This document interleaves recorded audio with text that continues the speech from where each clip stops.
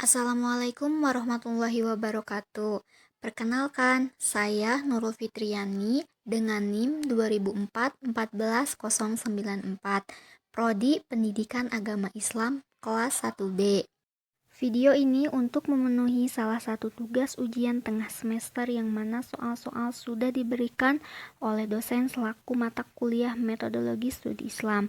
Langsung saja pertanyaan yang pertama. Metodologi studi Islam suatu cara atau proses untuk memahami dan mengkaji Islam. Sejarah berkembangnya metode studi Islam ini ada 3 periode. Yang pertama itu ada periode klasik pada tahun 650 sampai 1250. Pada masa ini Islam bisa disebut dengan masa keemasan. Dapat dibuktikan dengan perluasan wilayahnya dan puncaknya Islam berkembang dalam ilmu dan sains. Yang kedua itu ada periode pertengahan. Pada periode ini tahun 1250 sampai 1800 terbagi menjadi 2 fase. Yang pertama itu fase kemunduran.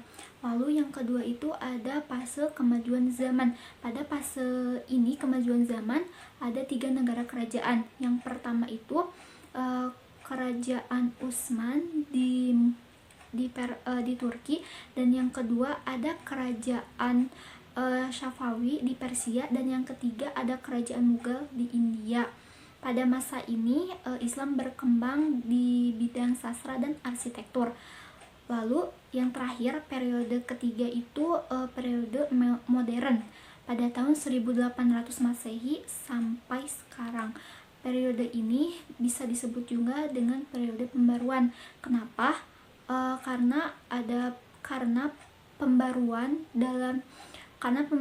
untuk membangun Islam di bidang teknologi dan pengetahuan. Pada periode ini juga kaum muslim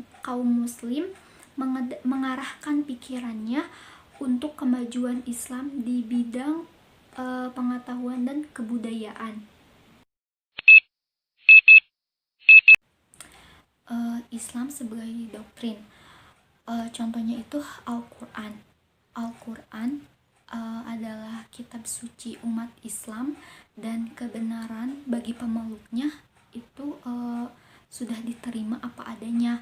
Nah, sebagai gejala budaya, contohnya bagi seorang yang melakukan haji dan umroh itu pasti disunahkan untuk mencium hajar aswad. Nah, kalau untuk interaksi sosial yang familiar itu biasanya seperti silaturahmi. Mengapa? Karena saling menyapa antara satu sama lain dan berjabat tangan itu sebuah interaksi sosial. Nah, kalau dimensi dalam keilmuan dan keagamaan, kalau keagamaan itu semisal contohnya saya sebagai umat Islam, bagaimana cara beragama yang benar dan bagaimana cara memuliakan Sang Pencipta. Lalu dimensi keilmuan itu contohnya seperti etika atau adab kepada orang yang lebih tua dari kita. Kenapa? Karena kita harus bisa membedakan dan agar kita tahu cara memperlakukannya seperti apa dan tidak ada, ternyata ada perbedaan untuk memperlakukannya seperti itu.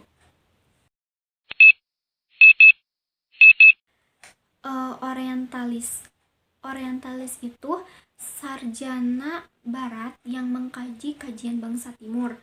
Nah, sedangkan oksidentalisme itu kebalikan dari orientalis. Oksidentalisme itu sarjana timur yang mengkaji kajian barat.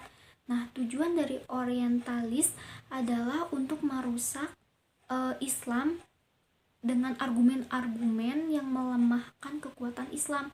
Sedangkan oksidentalisme itu mengembalikan kembali egonya Islam itu sendiri dari peradaban barat.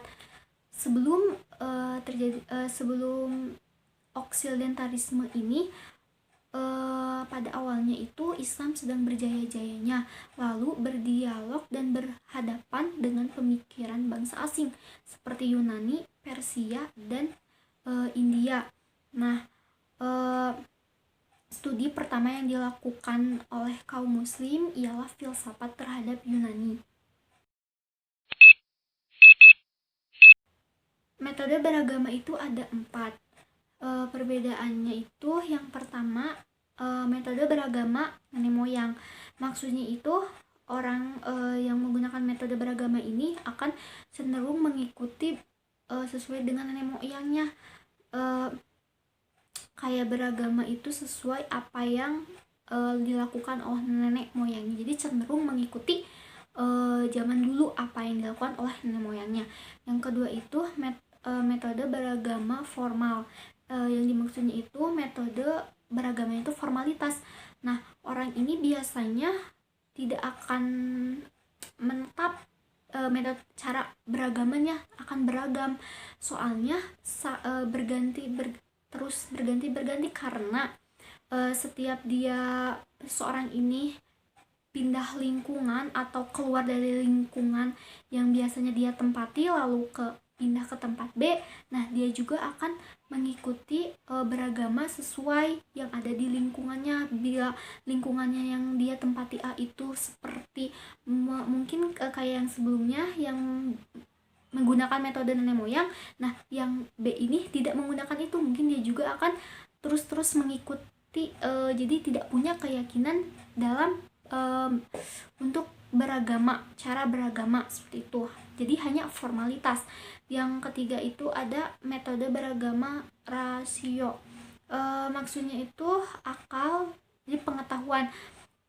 Seorang yang menggunakan metode beragama cara ini hanya karena dia mengetahui beragama itu seperti ini, jadi dia menggunakan metode beragama seperti itu. Yang keempat, yang terakhir itu ada metode pendahulu.